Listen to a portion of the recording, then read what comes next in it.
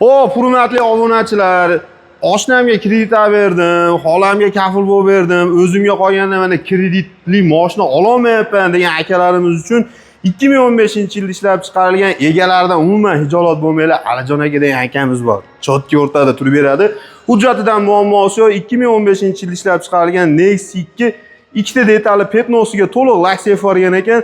Mashinamiz juda ham chiroyli holatlarda. Narxini aytadigan bo'lsak, jigar narxi 2500 dollardan ozgina tushib beramiz. Undan ham qiziq joyi kreditni 27 oyini to'lab bo'libdi. Unaqasiga hisoblasizdan, bunaqasi tilda ham sepchib ketyapti, usta aytadi-yu. Xullas kalom, mashina o'zini tan narxida turibdi. Bitta ko'rsatib qo'ygan aka mashinani. Mashinamiz juda ham go'zal holatda, 1.6 gidrolika prostoy ekan. Chexol, evakor poliklari hamma yo'g'i joyida turibdi mana. Nexus 2 rollar qo'yib qo'yibdi akamiz. Radnoy mati hollarda.